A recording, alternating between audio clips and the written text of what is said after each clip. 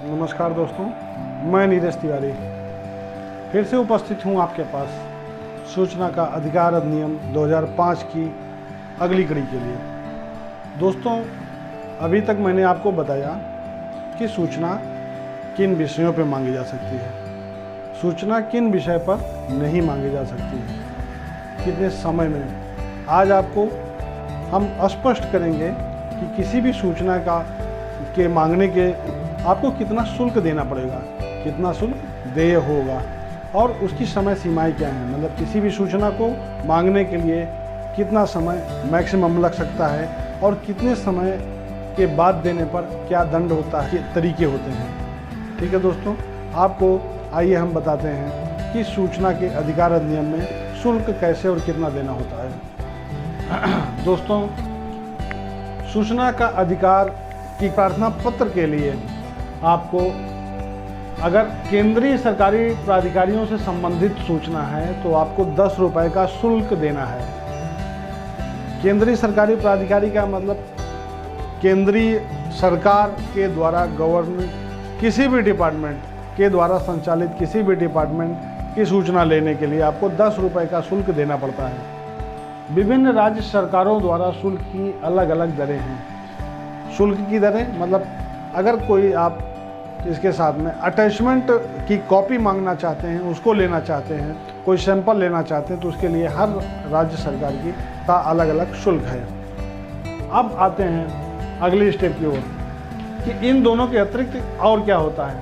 अगर किसी भी सूचना को देने में जन सूचना अधिकारी द्वारा समय सीमा का अतिक्रमण किया गया तो सूचना निःशुल्क देनी होगी। मतलब कि अगर सूचना अधिकारी समय से सूचना देने में विफल रहा है तो उसको सूचना निःशुल्क देना होगा। इसके बाद गरीबी रेखा से नीचे होने पर कोई शुल्क देय नहीं होता। इसके अतिरिक्त कि और भी कुछ एग्जम्पशंस हैं जो सूचना अधिकारी के ऊपर लागू होते हैं। उसमें अगर किसी भी सूचना अधिकारी द्वारा किसी भी मामले में आपसे अतिरिक्त शुल्क की डिमांड की जाती है तो उस शुल्क की समीक्षा कराने का आपको अधिकार प्राप्त किया है। केंद्रीय सरकारों के द्वारा अगर किसी भी A3 आकार तक के निर्मित नकल अथवा छायाप्रति के प्रत्येक पृष्ठ के लिए आपको 2 रुपये का शुल्क देना होगा। बड़े आकार का अगर कोई भी आप अटैचमेंट या नकल चाह रहे हैं उस पर जो उसका वास्तविक व्यय होगा वो आपको देना होगा। नमूनों एवं मानकों के लिए वास्तविक कीमत और प्रकाशित सामग्री का जो निश्चित मूल्य है वो आपको देना होता है। प्रत्येक CD, फ्लॉपी डिस्क अथवा ऐसी दूसरी मीडिया से संबंधित चीज़ों के लिए 50 रुपये प्रति डिस्क, CD, DVD कॉपी का आपको शुल्क देना होता है। इसके अतिरिक्त अभिलेखों के निरीक्षण के लिए प्रथम घंटे के लिए कोई शुल्क नहीं, बाद में प्रत्येक घंटों के लिए 5 रुपये प्रति घंटे का शुल्क निर्धारित है। राज्य सरकारों ने अपने अपने स्वयं के व्यय निर्धारित किए गए हैं। हरियाणा तथा पंजाब में ये शुल्क थोड़ा सा ज़्यादा है, लेकिन हर स्टेट का अलग अलग शुल्क निर्धारित है।